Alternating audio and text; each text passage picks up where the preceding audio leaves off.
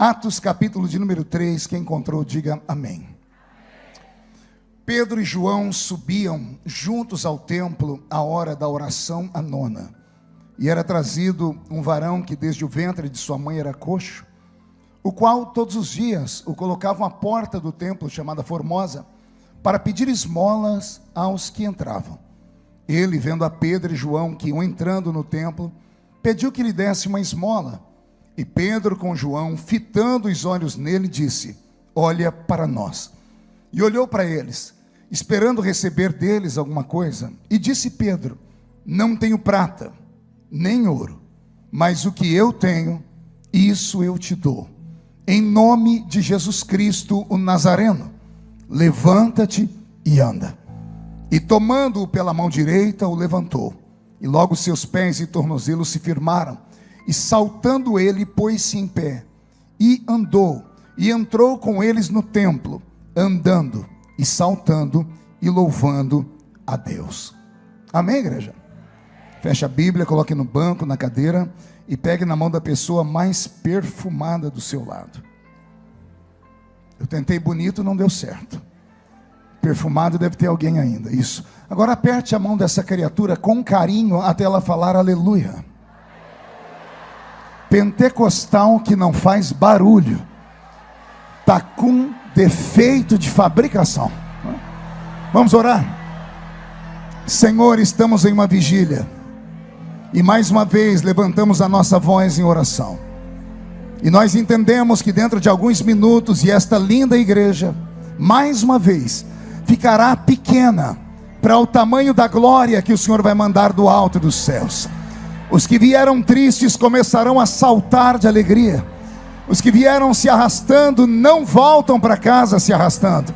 Hoje voltarão voando nas asas de um novo tempo. E antes que eu comece a revelar os seus oráculos, os seus segredos, cerque esta igreja com a sua glória. E num raio de 5 quilômetros, onde houver um demônio alojado, eu dou a esses demônios segundos para sumirem da penha. Porque se não sumirem, serão queimados pelo poder da sua glória que aqui será derramada. Rasgue os céus sobre nós nesta madrugada. Manda anjos de fogo descerem aqui. Que estes anjos desçam trazendo brasas de fogo nas mãos. Comecem a esparramar estas brasas entre nós. E onde houver um crente cheio do Espírito Santo, pega ele, Jesus, toma ela nas suas mãos. Mas faz isso agora.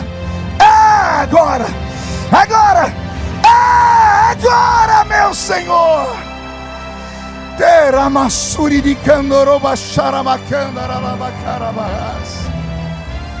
Fala conosco, fica conosco. É o que eu te peço agora em nome de Jesus. E toda a igreja diz: os que podem, tomem o seu assento aplaudindo a Jesus, porque Ele é bom, porque Ele é maravilhoso. Deus está aqui. Querida igreja, noiva do Cordeiro, simpatizantes da nossa fé, amigos, irmãos que vieram de perto ou de longe para esta vigília, bem fez você em vir, porque Deus tinha um encontro marcado com você aqui. Eu não acredito em reuniões normais, eu acredito em reuniões onde o sobrenatural pode se misturar com aquilo que é natural. Eu prego há muitos anos, eu prego desde os 13 anos de idade, e hoje eu tenho 50 anos, eu disse agora há pouco ali em Realengo, não sei se o pastor Renato está por aí, lá na igreja dele, eu disse que eu tenho 50 anos de idade, estou com um rosto de 60 e o corpinho de 70, né? Porque não é você, bocó, né? Só Jesus sabe como os dias têm sido pesados. Mas eu também disse que desde a minha infância até os dias de hoje, eu não trago na minha memória nenhuma lembrança de um culto que Jesus tenha faltado à reunião. 4 pessoas entenderam, vou tentar melhorar. Eu quis dizer que desde criança até os dias de hoje, eu não me lembro de um culto que Jesus tenha sequer chegado atrasado à reunião. Ele chega quando o primeiro crente chega, e só vai embora quando o último crente vai embora. E quando ele encontra esses malucos que gostam de fazer hora extra na igreja, Porque vigília é culto de hora extra. E toda hora extra o pagamento é dobrado. Quando ele encontra esses malucos, ele permanece ao lado deles até o sol raiar. Até eles se atracarem com o próprio Deus numa briga. Até Deus mudar o nome deles. Até Deus colocar uma marca para que a pessoa saiba que ela é um príncipe ou uma princesa de Deus. Pregando desde criança, e eu já preguei em todo tipo de culto. Imagine um culto aí, eu já preguei nele. Culto de criança, culto de adolescente, culto de jovem, cultos de círculo de oração, escola bíblica, escola de obreiros, convenção, congresso juvenil, tudo. Já preguei em todo tipo, já preguei até em velória, né? Não, já preguei em tudo quanto é culto. Mas nenhum culto que eu tenha pregado, ele se assemelha a um culto de vigília. Porque a vigília não é culto para gente normal. Com todo respeito, já não vai ficando bravo comigo, culto de vigília é para gente doida. É para gente maluca. É para gente que faltam uns parafusos na cabeça. Imagine, sexta-feira entramos no sábado, as pessoas normais estão dormindo uma hora dessa. Ou no mínimo estão em casa, deitados na sua cama, ou lá no seu home, assistindo um corujão. Só vem para uma vigília quem cansou de ver coruja na vida. Querem ver a pombinha do Espírito Santo voar sobre a vida delas. Como vigília não é culto para gente normal, esses anormais que vêm para a vigília merecem mensagens anormais. E eu vou pegar algo hoje aqui, que eu não sei se você vai gostar, também não me importo muito com isso, mas se você conseguir entrar comigo na mesma vibe, na mesma unção, a sua vida vai ser outra quando esta vigília terminar. E eu não me responsabilizo quando você sair pelas portas da DEVEC e sair andando pelas ruas do Rio de Janeiro, e a sua sombra tocar um paralítico e o paralítico andar. Eu não me responsabilizo se você chegar em casa daqui a pouco e quando abrir a porta da sua casa começar a cair panela, janela batendo, parecendo filme de poltergeist. Eu não me escandalizarei se ficar sabendo que quando você entrou na sua universidade na segunda-feira e deu boa noite para sua amiga, boa tarde para seu amigo, ou bom dia para sua professora, eles caíram endemoniados do seu lado. Não vou me escandalizar, porque a proposta para esta madrugada é que Deus vai virar a sua vida do avesso. E só quem crê nisso agora não dá um grito, não, dá um berro de glória a Deus daquele tamanho assim. Pronto. Agora que eu te encontrei, vem comigo. Roberto, mude a música, por favor. Eu li com vocês um texto muito conhecido. Aliás, até senti uma certa frustração nos irmãos quando me viram ler Atos capítulo 3, porque para muitas pessoas é um texto comum, é um texto que é pregado de segunda a segunda em todas as igrejas. É uma história linda, uma história verídica. Não é uma história, é uma história. Aconteceu de fato, está aqui na Bíblia Sagrada. Só que essa história mudou a minha vida há algum tempo atrás. Tem pelo menos uns 8 meses que eu venho meditando nesse texto, porque ele entrou dentro da minha mente de uma maneira diferente, pastor Odilton. E pregadores sabem do que eu estou falando. Existem horas que textos da Bíblia saltam. Os nossos olhos olham para ele, já passamos a olhar por ele 30, 50 vezes, Gisele. Mas tem vezes que o texto salta. E você é atraído para ele. Quando isso acontece, eu sei que é Deus querendo dar uma revelação profunda. E esse texto tem moldado o meu caráter. O que eu tenho aqui? Eu tenho uma história que poderia ser comum, uma história que se repetia todos os anos. Pedro e João, no tempo de festa, pós-Páscoa, indo ao templo, para um culto de adoração a Deus, entregar a sua oferta. Os cultos naquela época não tinham pregações como temos hoje. Às vezes alguém numa sinagoga se levantava e lia um pergaminho, lia um texto e sentava. Mas aqui é um templo, o templo famoso de Jerusalém. Um templo cercado de muitas portas. E a Bíblia Sagrada faz questão de dizer que Pedro e João chegaram naquele templo e entraram pela porta chamada Formosa. Por que eles entraram por ali? Porque era costume deles, todos os anos, irem naquele mesmo culto para um culto de ação de graças. E possivelmente, indo ali ano após ano, eles vão encontrar sentados naquela porta a mesma pessoa do ano anterior, do ano posterior. Se vasculhássemos a história inteira, quando você chegar em Atos dos Apóstolos capítulo 4, saltando para o capítulo 5, a Bíblia vai dizer que o paralítico, Ele tinha mais de 40 anos. Possivelmente entre 12 e 15 anos ele recebeu um alvará para poder colher esmolas na porta do templo. E era só naquela porta, porque haviam várias portas. Cada porta tinha um dono. Em uma porta tinha um cego, em uma outra porta tinha possivelmente um leproso, com uma plaquinha escrito aqui: imundo, para ninguém chegar perto dele, mas de longe jogaram uma moedinha numa espécie de gasofilácio. Pedro e João entravam ali sempre. Pedro e João eram sócios de uma embarcação de pesca. Os irmãos vão se lembrar que Jesus, quando chamou os dois. Sabiam que eles trabalhavam juntos. Então eles eram acostumados, como amigos, irem naquela mesma igreja, ano após ano, sempre depois da Páscoa, para um culto de ação de graças. E eles sabiam que ia encontrar naquela mesma porta, na porta chamada Formosa, um homem, o mesmo paralítico de sempre, o mesmo homem que pedia esmola todos os anos. Pedro e João sempre tinham alguma coisa para dar, ou nem sempre. Às vezes o que tinham era só para doar dentro do templo, não sobrava para dar ao pedinte de esmola. Mas a Bíblia Sagrada diz que nesse ano é um ano diferente. Porque Pedro entrou nessa mesma igreja o ano anterior e não aconteceu nada. Um ano antes, nada aconteceu. Sabe Deus, se 10, 15, 20 anos entrando ali, vendo aquele mesmo paralítico, sempre dando a eles uma esmola ou não. Nesse ano, quando Pedro passa pelo paralítico, o paralítico, como sempre, estende a mão e pede uma esmola. Pedro olha para João, que olha para Pedro, e ambos não têm uma oferta para dar ao moço. Era só eles disserem: nós não temos oferta, e entrar para dentro do templo. O paralítico era acostumado a ouvir esse tipo de palavra. Mas nesse dia Pedro faz algo estranho. Pedro para um paralítico que está olhando para ele, porque o paralítico pediu esmola, então não tem como ele pedir esmola sem estender a mão. Ele está olhando para Pedro: me dá uma esmola. Aí a Bíblia diz que Pedro fala assim: olha para nós. Eu achei estranho, porque o paralítico já estava olhando para eles. Ele estava pedindo esmola para ele. Ele já estava olhando para eles. Mas Pedro dá um grito: olha para nós. Aquele grito não era para o paralítico. Ele apontou para o paralítico, mas aquele grito era para todos os que estavam entrando em todas as outras portas. 12 portas dentro do templo.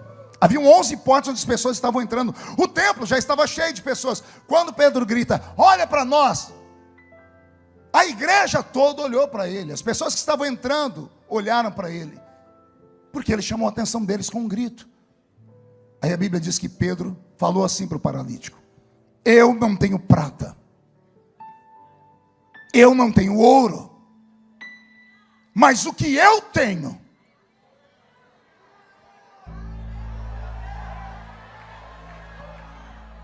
as pessoas estão olhando para ele. Poxa, o paralítico só quer ouro ou prata, ou comida. Pedro está dizendo: não tenho prata nem ouro. Está todo mundo vasculhando eles, olhando a roupa deles, ver se eles têm uma sacola com um pedaço de pão, ou uma fruta para dar ao paralítico. Nem isso ele tem. E Pedro diz: eu não tenho prata e não tenho ouro, mas o que eu tenho. Está todo mundo olhando para ele, procurando o que é que ele tem. O que eu tenho, isso eu te dou. Em nome de Jesus Cristo Nazareno, levanta e anda. E quando ele grita ao paralítico: levanta e anda, o paralítico não andou e nem levantou. Parado estava, parado ficou. A Bíblia Sagrada diz que Pedro tem que fazer uma nova ação. A Bíblia diz: e Pedro, tomando o paralítico pela mão, o colocou em pé. Consegue entender isso? Vou falar de novo. Pedro disse: olha para nós, eu não tenho prata e não tenho ouro, mas o que eu tenho eu vou te dar agora, em nome de Jesus Cristo Nazareno. Levanta e anda. E o paralítico ficou sentado. As pessoas estão olhando para Pedro. Eu acho que o diabo falou no ouvido dele: acabou o seu ministério agora. Porque ele usou o poder da palavra, e a palavra não fez o efeito que ele esperava. Mas havia algo em Pedro. Pedro não era mais o mesmo Pedro. Aconteceu algo com a vida desse Pedrão. Porque a Bíblia diz que ele foi lá e catou o paralítico pela mão. Você não levanta por bem, vai levantar pela minha força. Se você não tem fé, eu tenho fé por mim e por você. Se você não recebe porque você não acredita, não conhece o nome que eu estou dizendo, eu conheço e acredito no nome que eu estou falando. Pedro catou o paralítico pela mão e colocou ele de pé. E o paralítico, quando foi colocado de pé, suas pernas endireitaram. E o paralítico começou a saltar e a pular. E a Bíblia diz que ele, pulando e saltando, entrou dentro da igreja. Talvez a primeira manifestação de coreografias pentecostais da Bíblia, do Novo Testamento. A primeira vez que alguém está pulando dentro de uma igreja, saltando dentro de um culto. Aquilo chamou a atenção de todo mundo. E a Bíblia diz que depois daquele culto, os magistrados da cidade, os religiosos, começaram a perguntar o que é que aconteceu. O tumulto foi tão grande que prenderam Pedro e João, por causa do milagre. Inquirindo a Pedro e João, Pedro pregou para eles com muita autoridade, colocando o dedo na ferida daqueles homens. O que era para terminar em morte, termina em temor. A Bíblia diz que eles soltam Pedro e João. Quando Pedro sai da prisão, ele começa a pregar para todo mundo que estava ali. E a Bíblia diz que naquele dia, 5.000 almas se converteram à fé.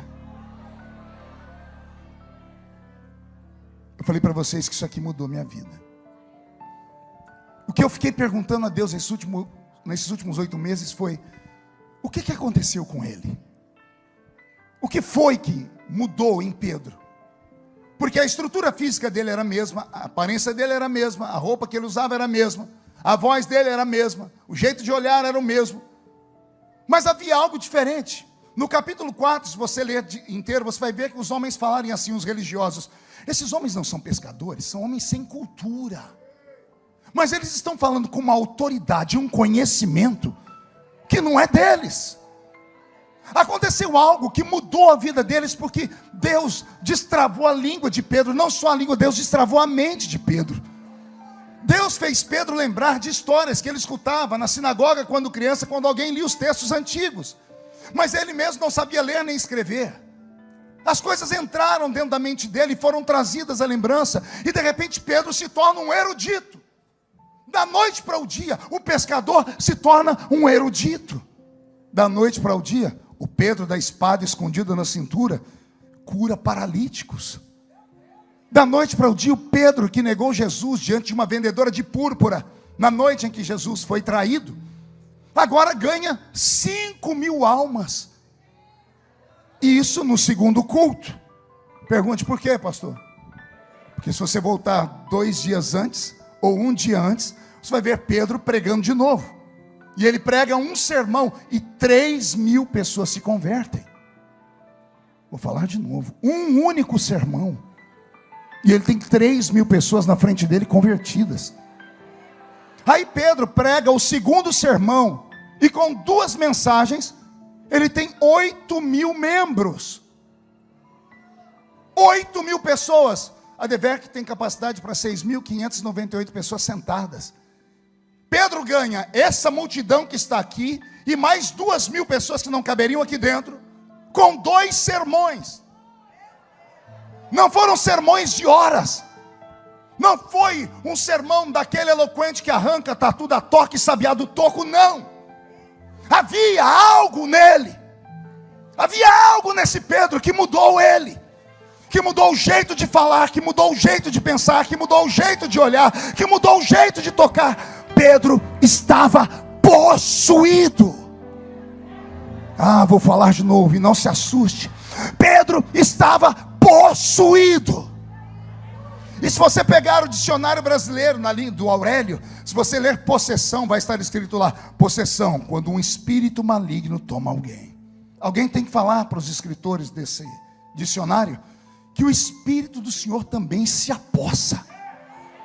Está lá na Bíblia Sagrada. Lembra de Saul, quando recebe as ordens de Samuel para ser o primeiro rei de Israel? Ele diz: você vai sair daqui, vai encontrar um grupo de homens que vão subindo a Deus com saltérios e harpas. Eles estarão profetizando, e o Espírito do Senhor se apossará de ti e te transformará em um outro homem.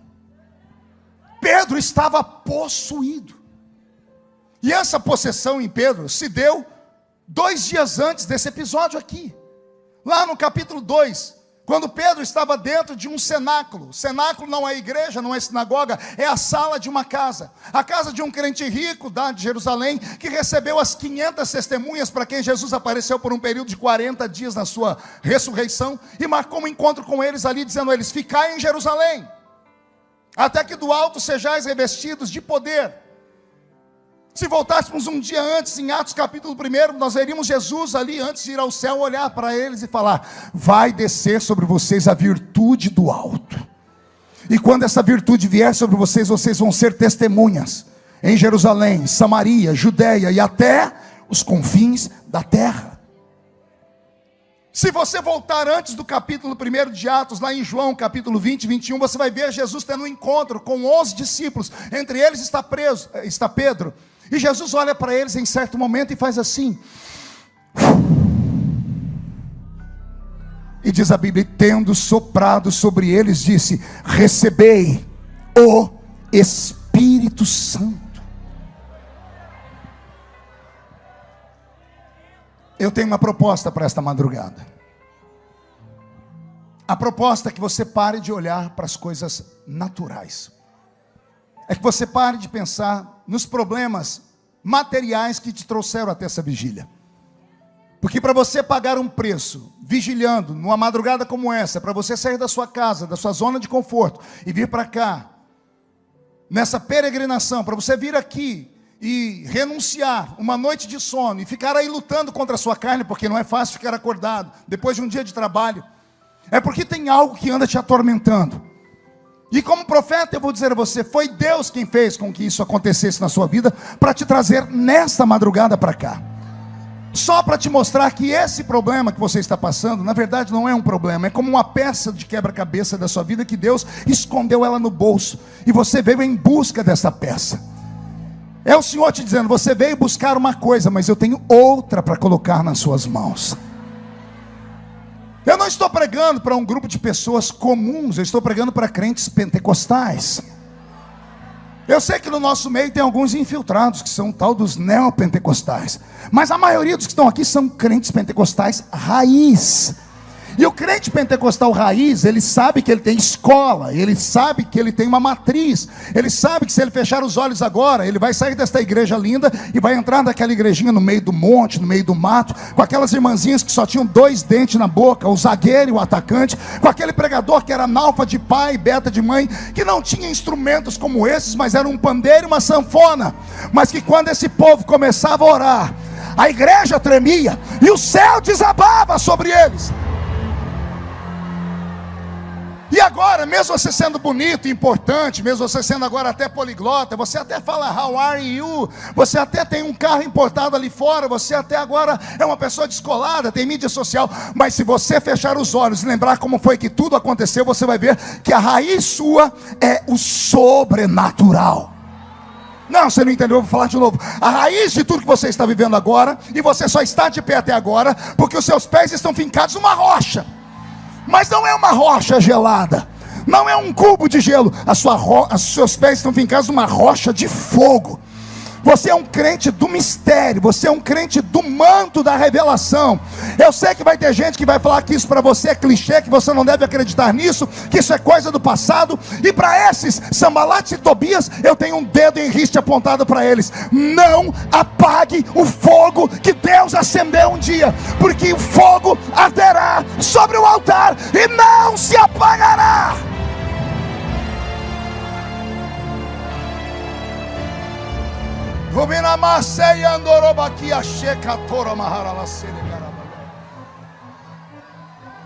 Nós estamos nos perdendo no meio desse mundo esquisito.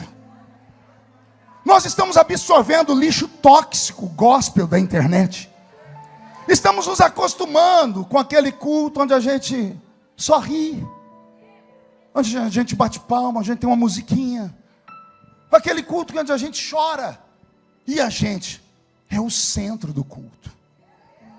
Estamos nos acostumando com mensagens somente de linguagem positiva, com cultos triunfalistas, onde a cruz é deixada de lado e só vemos o céu. Estamos nos acostumando com mensagem de autoajuda, quando na verdade deveríamos buscar a ajuda que vem do alto. Mas a ajuda que vem do alto, não se conquista ela desse jeito que você está me olhando, com essa cara feia, parecendo que foi batizado num pote de vinagre.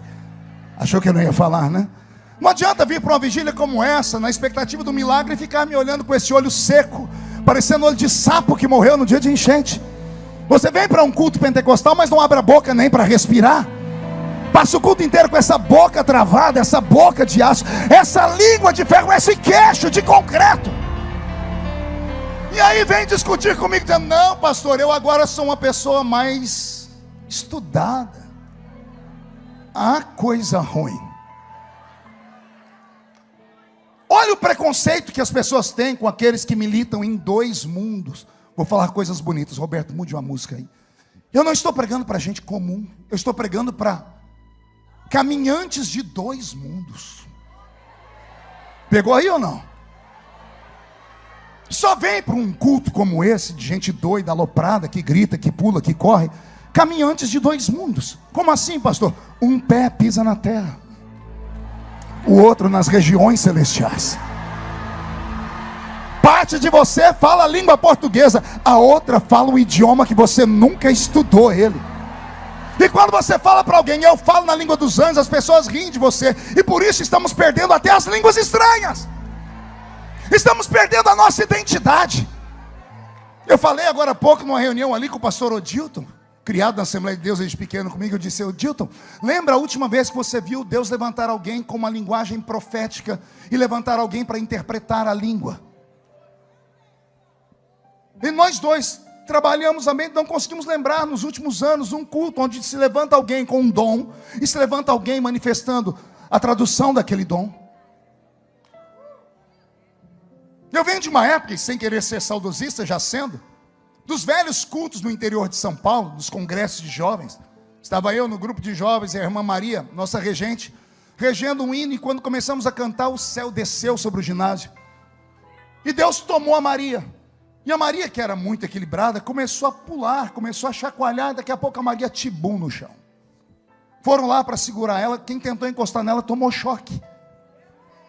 A pele da Maria foi esturricando e a boca dela foi ficando roxa. Uma irmã que estava com a gente, era enfermeira, disse: está morrendo. Foram chamar a ambulância. Quando vieram para socorrer, do meio do ginásio levantou uma velhinha dessas, do coque. Ela deu 3 passos, chegou perto e disse: não toque, porque Maria está comigo.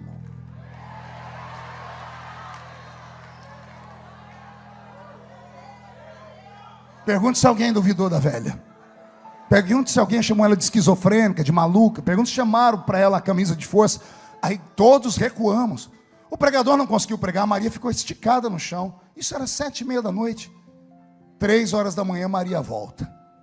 Ela foi voltando, a cor dela foi voltando, a boca dela foi ficando rosada. Quando ela voltou em si, ela deu um grito que o ginásio quase caiu no chão. Ela começou a chorar. Pegamos ela, colocamos num carro, levamos para casa. Ela não dormiu a noite inteira chorando, aos gritos, a semana inteira. 2 meses, Maria não mudava. 3 meses, e o pastor foi chamado da casa dela, porque Maria não queria mais comer nem beber. E o pastor falou: por que você não quer comer nem beber? Ela disse: eu quero voltar. Ele falou: para onde? Lá onde eu fui. E o pastor disse: você foi aonde? Ela disse: eu fui no céu. Eu vi Jesus. Eu vi a casa que eu vou morar. É real, é verdadeiro. Eu quero voltar para lá.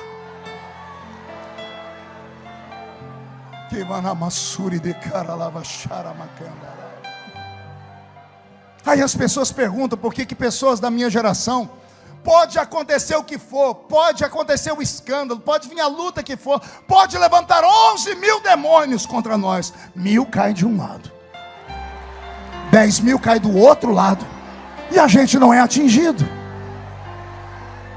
Aí pergunte assim para mim: por que, pastor? Só falo se todo mundo perguntar. Porque os nossos olhos viram,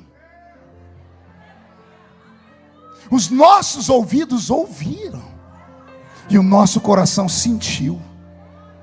Quem já viu, ouviu e sentiu, não consegue caminhar em outro lugar a não ser no Santo dos Santos. Como é que eu posso me afastar dos caminhos do Senhor por causa de uma luta?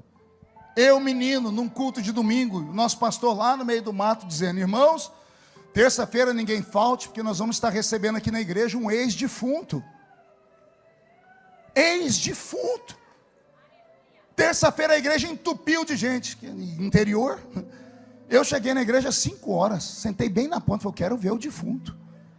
Quando o pastor chegou na igreja com um defunto do lado dele, o homem estava parecendo um defunto de verdade. Era magro, alto, com a Bíblia aqui no peito, terno preto, gravatinha preta, camisa branca, calvo, meio de bigode. Quando ele foi entrando na igreja, foi dando uma coisa na gente. Eu, moleque, morria de medo de tudo, de assombração, dormia com a luz acesa. Quando eu vi o homem, eu falei: meu Deus, o defunto está andando dentro da igreja.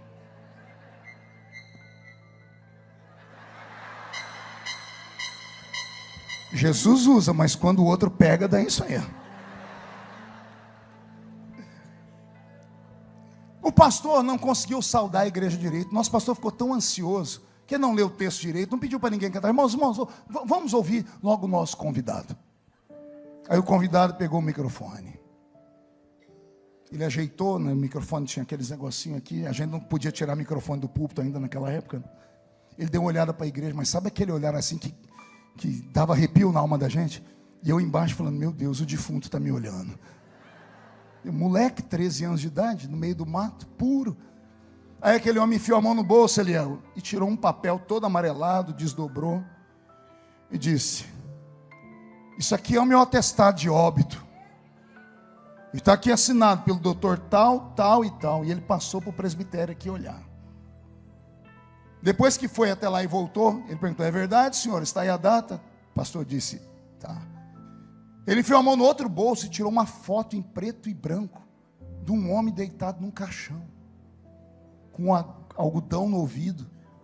Ele falou: e essa foto sou eu. E depois eu vou explicar para vocês quem foi que tirou essa foto de um defunto. E ele passou a foto. A igreja entrou em transe. E ele disse: meu nome é João de Oliveira. Eu morri. Tinha um tumor na cabeça, estourou o tumor, eu morri. E fui para o céu.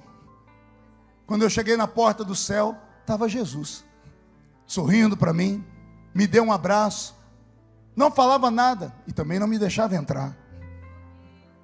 E ele disse, e eu falei: Senhor, aí é o céu? Ele disse: é. Posso entrar? O Senhor disse: não. Por que eu vou para o inferno? Não. E por que eu não posso entrar? Olha para o chão. Quando ele olhou para o chão, abriu um buraco, e o buraco deu dentro da casa dele. Uma casa de chão batido, um caixão na sala, no canto uma cadeira, uma senhora sentada na cadeira e 14 crianças ao redor. Ele disse: eu olhei e vi minha mulher com meus 14 filhos. Abriu a porta e entrou o nosso pastor, camisa amarrada até aqui, bengalinha e chapéu. O pastor entrou, cumprimentou os poucos irmãos que estavam na casa, olhou o defunto e foi falar com a minha mulher. Ele disse, quando chegou perto da mulher dele, a mulher dele disse assim: ô pastor, pede para Jesus devolver o João. Eu tenho 14 filhos para criar. Como é que eu vou fazer? Ora para Jesus trazer meu marido de volta. Ele disse que o pastor saiu de perto dela, chegou perto do caixão, ia começar o culto de velório, o pastor não deu conta, o pastor ajoelhou, pegou a mão do defunto e começou a orar: Jesus, traz o João de Oliveira de volta. 4 horas orando pelo defunto, tempo suficiente para esparramar a notícia na cidade. E o repórter da cidade ficou sabendo que os crentes estavam orando por um defunto. E o repórter entrou lá dentro e tirou a foto do caixão. Daí a existência da foto. Ele disse que ficou olhando, olhava para Jesus, Jesus ficava olhando. De repente Jesus olhou para ele e disse assim: João, aquele que está orando lá embaixo chama-se João Colenda. Quem é assembleiano antigo sabe de quem eu estou falando. O pastor que fundou o Instituto Bíblico de Pindamonhangaba, parente da irmã Rebeca, esposa do pastor Samuel Câmara, de Belém. Pastor João Colenda, que orou pelo defunto chamado João de Oliveira, que depois que voltou dentre os mortos, escreveu um livro chamado Milênio, editado pela CPAD aqui no Rio de Janeiro. Milhares de crentes no Brasil ouviram esse testemunho, e eu ouvi em loco. João de Oliveira disse que olhou para Jesus, Jesus falou: João, vamos fazer o seguinte, outro dia você volta. E quando ele foi falar por que, ele disse que uma força puxou ele para trás, ele foi arrastado. Ele disse que ele olhava e viu Jesus ficando pequenininho. Ele: Jesus, por que eu não posso entrar aí? E o Senhor Jesus gritou com ele de longe assim: porque a oração de um justo.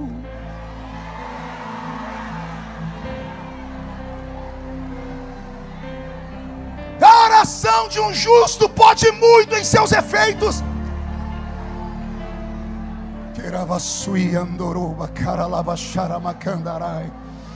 Eu não quero te encher de teologia nessa madrugada, mas eu quero despertar em você um dom, um talento que está à sua disposição. Entrar numa reunião pentecostal não é entrar em uma reunião do Rotary Club, do Lions Club ou da maçonaria. Entrar em uma reunião pentecostal é você entrar em um caminho onde você pode abrir a porta que te levará para uma outra dimensão. O culto começa na igreja, mas ele não termina na igreja, ele termina nas regiões celestiais. Paulo ensinou em uma de suas cartas dizendo: quando vocês se ajuntam nada acontece, mas quando vocês se ajuntam, e uns têm salmos, louvores, e outros têm testemunho, palavra, vocês saem da terra e entram nas regiões celestiais. O que são as regiões celestiais? O ponto de encontro entre o espírito do homem e o espírito de Deus. Nossos pais não sabiam nem da existência desse lugar, mas iam para lá todo culto. Por isso que havia batismo com o Espírito Santo quando se cantava o hino 15 da harpa cristã.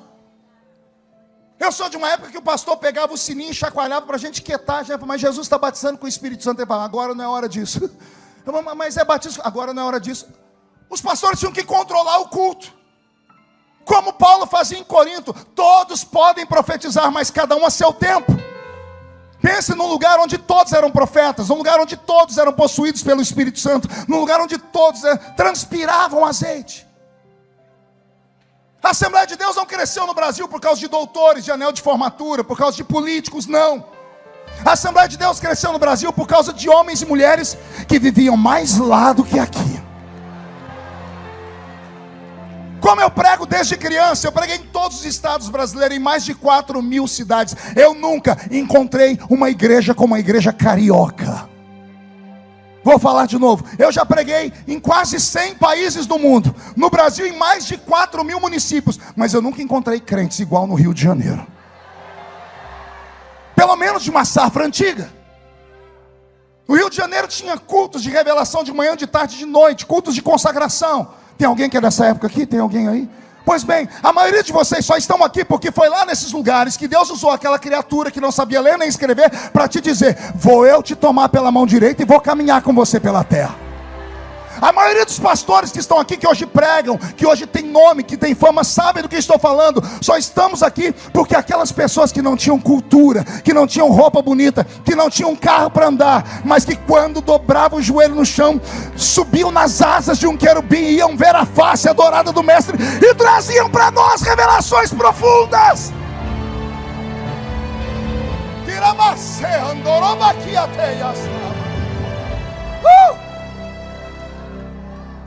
Será que você consegue entender o que Deus está querendo falar com você nessa madrugada? O que foi que aconteceu com Pedro? O que mudou a vida desse camarada? De um homem bruto que andava com uma espada na cintura, que não tinha paciência com ninguém. O discípulo que mais deixou Jesus em saia justa. Um discípulo que questionava tudo, que andou em cima das águas e afundou. Um discípulo que arrancou a orelha de um soldado. O discípulo que quando Jesus foi lavar o pé de todo mundo, lavou de todo mundo. Chegou na vez dele, ele escondeu os pés. O meu não. O discípulo que mais deu trabalho para Jesus. O discípulo que negou Jesus na noite em que ele foi traído 3 vezes. 54 dias depois. Olha ele fundando uma igreja com 8.000 membros. 8.000 membros em 2 cultos. Como foi que isso aconteceu? Aconteceu algo na vida dele. Primeiro ele creu que Jesus disse: fique em Jerusalém. 500 subiram, só 120 ficaram. 380 tiveram a mesma chance, não deram conta de esperar, não tiveram perseverança, não tiveram paciência. Tinham mais a fazer, tinham coisas importantes, tinham outras prioridades. Suas fazendas, seus sítios, suas casas, seus filhos, sua escola. Mas ficou ali dentro 120, quase 120. E foi esses quase 120 que estavam reunidos no mesmo lugar, quando de repente veio do céu um som como de um vento forte e impetuoso, e encheu a casa onde estavam assentados. E foram vistos por eles línguas repartidas como que de fogo, as quais pousaram sobre cada um deles. E todos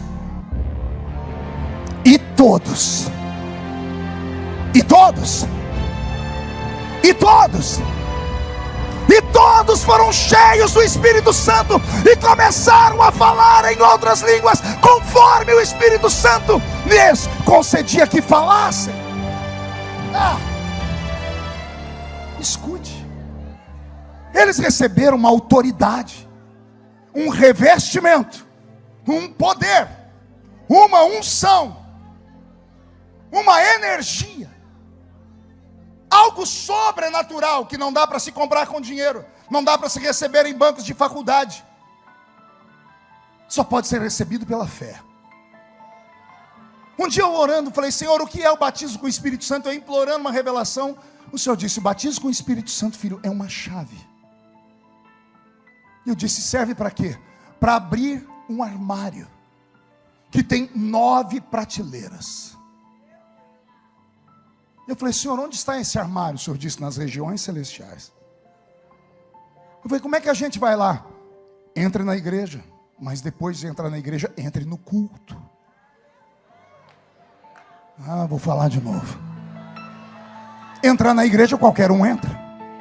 A criatura do seu lado que está babando entrou na igreja, mas está entrando a palavra por aqui, saindo por aqui. A outra não para de mascar essa desgraça, esse chiclete.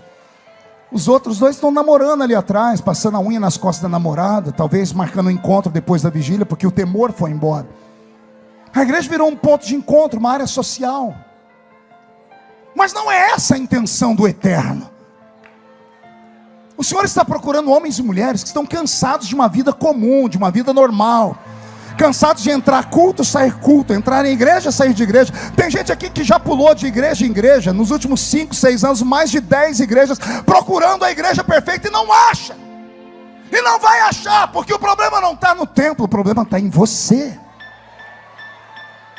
Você vem em busca de um Deus que seja bem particular para você, que veja você como um universo particular, onde o mundo gira em torno do seu próprio umbigo. Você quer um profeta particular? Aliás, você tem uma cadernetinha com profeta de A a Z, profeta para o amor, profeta para a bênção, profeta para a casa, profeta para o dinheiro, profeta para tudo. Você precisa de pessoas que te guiem, quando na verdade o maior profeta da sua vida você ainda não consultou. O senhor conhece ele, pastor? Estou conhecendo agora. O maior profeta da sua vida mora na sua casa. Você vê a criatura todo dia e você a ignora. Você só vê a carcaça dela e ajeita o cabelo, ajeita o batom, ajeita a maquiagem, ajeita a roupa. Mas você não enxerga quem ele é de verdade. O maior profeta da sua vida é você mesmo. Se você não acreditar em você, quem vai acreditar? Se você não acreditar que é uma chamada de Deus na sua vida, quem vai acreditar? Se você não determinar: eu vou romper, eu vou chegar, eu vou conquistar esses talentos, quem vai conquistar por você? Vai esperar que o outro seja uma muleta? Vai esperar que o outro aí te arraste a reboque? É por isso que nós não temos mais nada. Quando entramos num culto como esse, devemos nos desligar de quem está à esquerda, à direita, atrás, na frente. Devemos tirar da nossa cabeça o problema do dinheiro, a duplicata, o casamento. Devemos focar naquele que pode nos dar. Mas para chamar a atenção desse ser, não adianta ficar aí com essa lagriminha de crocodilo. Ai, eu tenho pena de mim. Ai, Deus não me vê. Isso aí não toca Deus, porque Deus sabe tudo antes de acontecer. O que Deus está esperando, pastor? Uma atitude sua. Que tipo de atitude, pastor? Uma atitude extravagante. Porque você já tentou de tudo sendo normal, não é? Você já foi em 1 milhão de cultos onde você senta, cruza as pernas, põe a mãozinha no queixo, olha para o céu e filosofa. To be or not to be, that's the question. Você já tem ensaiou um louvorzinho mais agitado, mas a vergonha, a timidez te toma e você fica aí travado. Deus está esperando uma atitude sua. Pergunte de que forma? Uma loucura, um ato de insanidade. Explica, pastor, explico. Quem já participou daqueles cultos que você, quando terminou o culto, disse: o que eu vim fazer hoje aqui? Alguém já participou assim? Quem aqui é do manto, do mistério, da glória, e entrou num culto onde ninguém abria a boca para nada? Quem já aconteceu? Quem já participou de um culto onde está todo mundo quieto e de repente veio um grito? O grito vem lá do fundão: glória! Quem já viu isso? Quando a criatura dá um glória, o que acontece com a igreja? Quem lembra? Todo mundo olha para trás para ver quem é. É assim ou não é? Deixa eu te fazer uma pergunta: por que as pessoas olham para trás? Porque você deu um grito, mas você deu um grito e usou uma palavra. Você disse o quê? Esse glória é para quem? É para a pessoa que olhou para você? Não, então por que esse enxerido olhou para você? Se não é para ele. Pastor, onde o senhor quer chegar? Eu quero chegar aqui. Se você chamou a atenção de gente que não está nem aí para nada, imagine o que aconteceu no céu.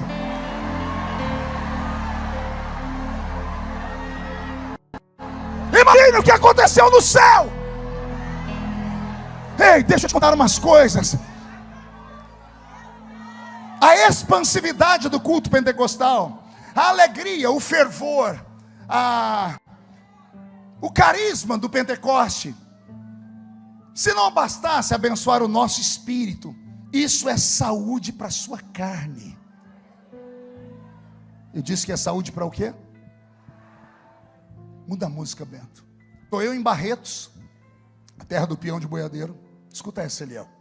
Fui lá como deputado, porque eu mandei uma emenda para o Hospital do Câncer de Barretos. Um dos hospitais de maior número e fluxo de pessoas do mundo. O segundo maior da América Latina. E que lida com gente que está à beira da morte. Chegando lá, o diretor ficou tão feliz que ele me levou para conhecer as dependências. Eu não queria, porque eu sou muito sensível a essas coisas. E você andar num lugar onde só tem gente à beira da morte é muito triste. Você podia levar seus filhos lá, para eles verem que é a vida de verdade. Aí você dá valor às coisas pequenas da vida. Depois que eu andei por lá, eu fui passando mal, eu falei: doutor, eu não estou muito bem, eu preciso ir embora. Ele disse: não, deputado, deixa eu mostrar para o senhor então uma coisa diferente que nós estamos tendo aqui. Eu disse: o quê? Nós temos aqui um tratamento paliativo novo que estamos ainda estudando para crianças com câncer. E eu disse: e aí? Ele disse: e está funcionando. Eu falei: então eu quero conhecer. Ele me levou numa ala que tinha uma pediatria. Do lado a pediatria normal. Ele disse: aqui é a pediatria comum. Ele disse: e aqui é a pediatria onde nós estamos usando o método novo. Ele disse: vou mostrar para o senhor como é a pediatria comum. Na porta tinha uma enfermeira assim, escrito: silêncio é uma bênção. Eu entendi que era para entrar quieto. Ele abriu a porta, criancinhas deitadas nos seus bercinhos, todos carequinhas, alguns fazendo tratamento de quimioterapia, radioterapia, é uma coisa horrível. O cheiro da morte estava ali dentro. As enfermeiras cuidando dessas crianças. As únicas cores que tinham lá dentro era branco e cromado.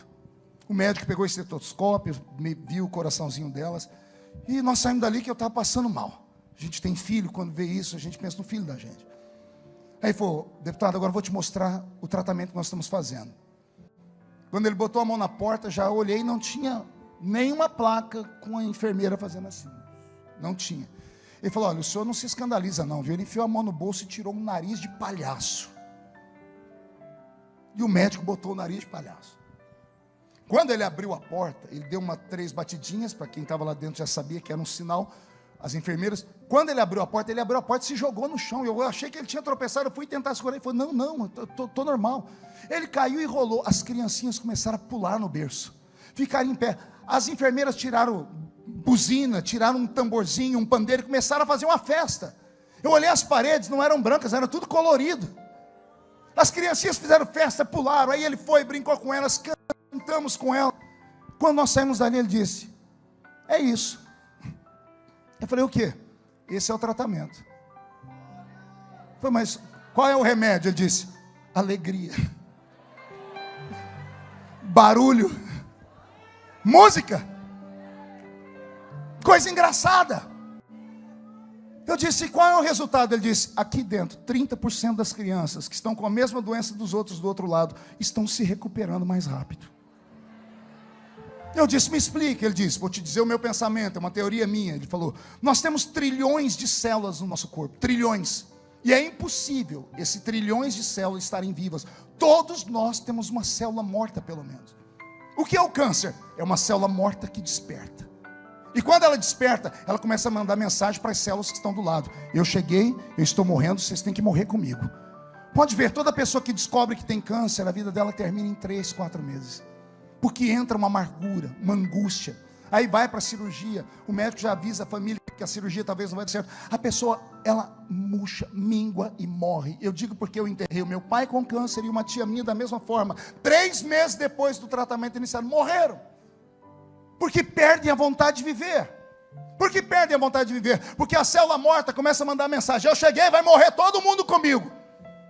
A pessoa se tranca num quarto, ela passa a ter vergonha, passa a não vir mais à igreja, passa a não querer conversar com mais ninguém, passa a não querer comer, porque a célula morta mandou mensagem para o corpo inteiro vai morrer. Aí o médico disse, quando nós damos alegria para essas crianças, elas começam a pular e gritar, as células vivas cercam a célula morta e diz, nós queremos viver. Você quer morrer, nós queremos viver. E qual é o sinônimo da alegria ou da vida? A vida é alegria, é dança, é pulo, é grito, é euforia, é fervor.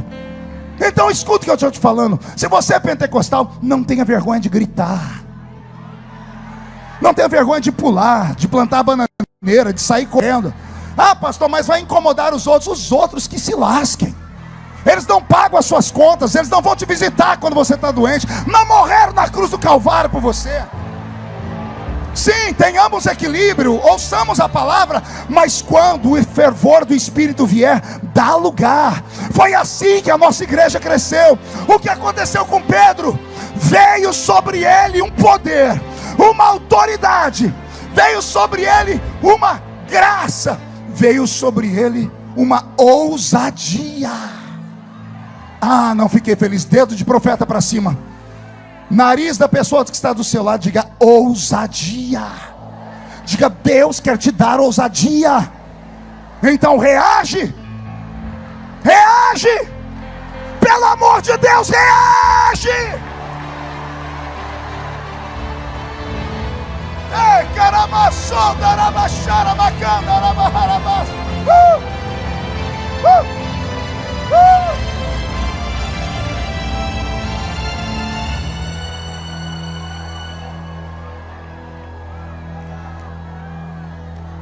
Eu passei a vida inteira sendo questionado por uma geração que não entendia a minha alegria. E várias vezes fui sabatinado e as pessoas perguntavam, por que você pula? Por que você dá aqueles golpes de Kung Fu? Quando eu era jovenzinho, agora se eu tentar, trava a coluna. Mas de vez em quando eu nem saio uns pulos, uns gritos. Depois que eu vi o Eliel correr aqui, eu falei, eu vou correr também. Se ele pode, eu também posso. E eu sempre tentava explicar, mas eu não conhecia, porque nós não temos uma teologia pentecostal que é ensinada. O Pentecostes que nós conhecemos é pela experiência. E faltam mestres para nos ensinar. Porque se nós não conhecemos, nós não vamos nunca entender. E o mestre tem que ter paciência de cuidar dos meninos, não é matar o dom. Não é falar uma pessoa quieta, para de pular, envergonhar ela, não. É chamar num canto. E falar, calma, se contenha. Tem pessoas que não vão entender. Com amor se resolve tudo. Com paciência. Mas as pessoas não têm paciência com o menino. E que falta faz aquela igreja que não tem meninos. Eu sou assembleiano, me perdoa. Criado numa igreja de movimento. Que quando tínhamos um problema, orávamos, e lá no culto Deus levantava alguém e dizia, assim diz o Senhor. Eu fui treinado assim. E eu sinto falta disso. Principalmente quando alguém vem dizer que isso é coisa de gente sem cultura. Interessante, que quando Deus quis revelar a doutrina pentecostal, não os sinais, mas a doutrina, Ele não revelou a um pescador, Pedro. Ele revelou ao erudito Paulo. Entenderam aí ou não? Não, vou falar de novo. Quando Deus quis sistematizar a doutrina pentecostal e falar para nós sobre os dons, sobre o terceiro céu, sobre o poder de ser arrebatado, Ele não contou para Pedro. Ele chamou Paulo. Paulo era advogado, poliglota, da tribo de Benjamim, da aristocracia judaica, tinha sangue azul nas veias, tinha cidadania dupla, tinha capacidade de falar com imperadores e com a plebe.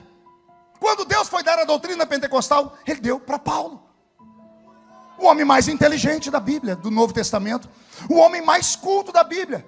É ele quem vai ensinar a igreja de Corinto. É o mesmo Espírito que opera tudo em todos, mas a uns, pelo mesmo Espírito é dado a palavra do conhecimento. A outros, pelo mesmo Espírito é dado os dons de profetizar, ou o dom de profetizar. A outros é dado os dons, no plural, de curar os enfermos. A outro é dado o dom de discernir espíritos, e a outro é dado o dom de variedade de línguas, e a outra é dado o dom de interpretar três línguas, a outra é dado o dom da fé, a outra é dado o dom de operação de maravilhas. É Paulo quem sistematiza. Veja só, um erudito, um homem que tem uma mente pensante, um homem que é, no seu tempo, uma pessoa que poderia ser chamada de professor de universidade, de cátedra, um intelectual, que vai ensinar sobre os dons. E aí vem alguém falar que os dons só se manifestam em igreja simples porque o povo lá não tem cultura. Os dons não são dados aqui. Os dons são dados aqui. Sem os dons, a igreja não pode crescer. Ela até cresce, mas cresce a passos de tartaruga. Está aí Pedro, sem a unção do Espírito Santo, correndo de uma mulher com medo de morrer. Estava começando o ministério, dizendo, não, vai acabar meu ministério. Não, eu não conheço esse Jesus não. Veio o Espírito Santo sobre Pedro. O povo olhou para os crentes de Pedro, que começaram o Pentecostes de uma maneira diferente. Quando veio o Espírito Santo, o povo ficou tão cheio do poder, que quem olhava de fora falava assim, estão bêbados. Estão o quê? Como é que você conhece um bêbado? Me diz aí. Só tem duas formas. Ou você chegar perto da criatura e sentir o cheiro da maldita manguaça. O cara tá, se você iscar um fósforo, ele pega fogo. Ou você vê uma criatura normal fazendo coisas anormais.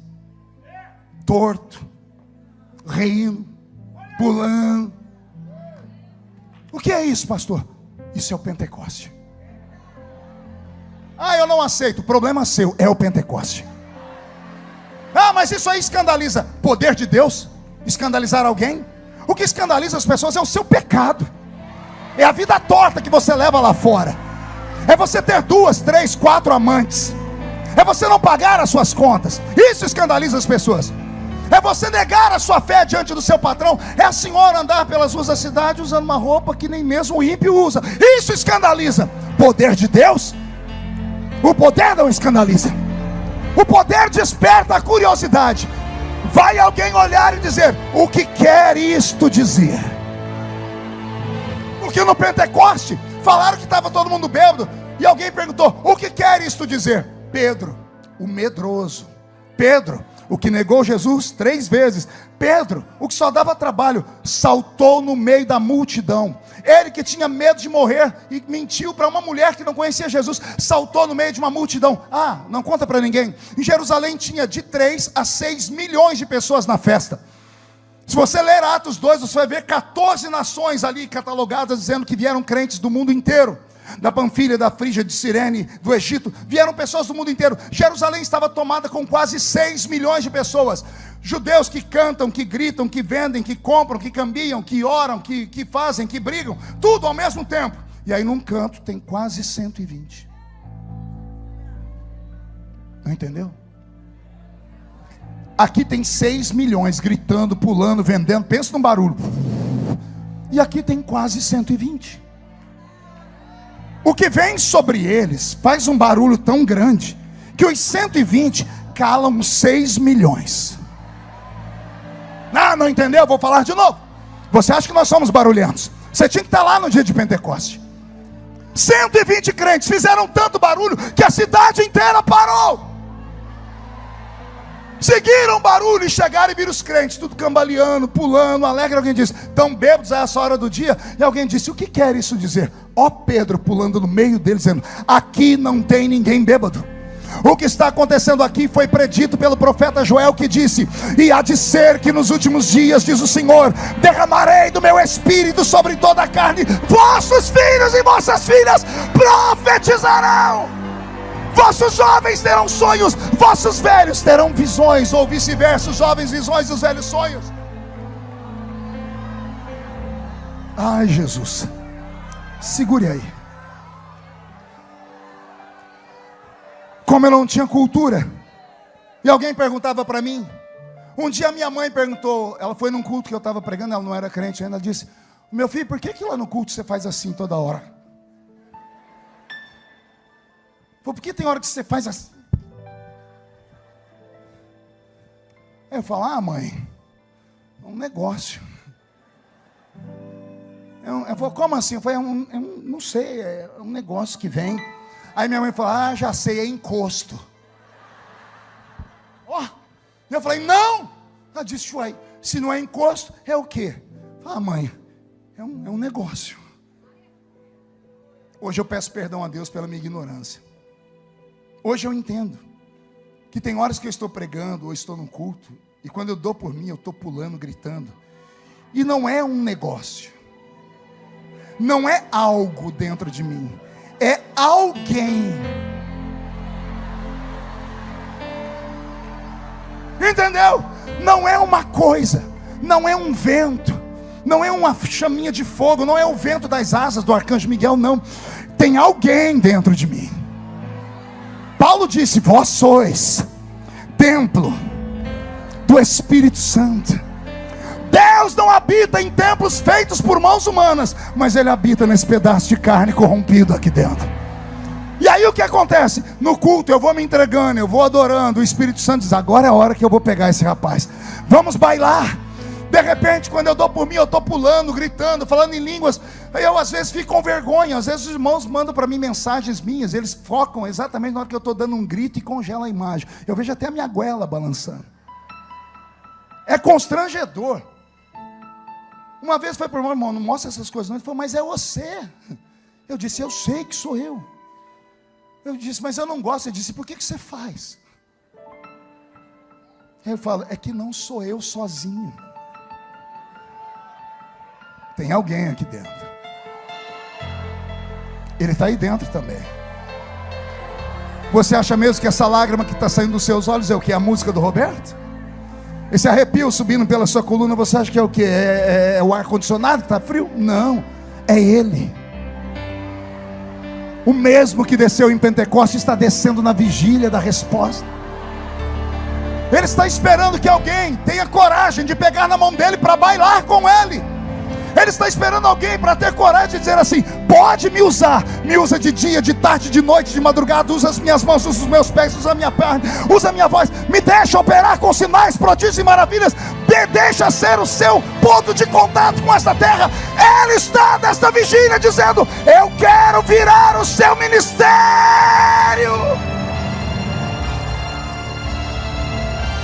E a macheca toromassuri e a macara lá da serra.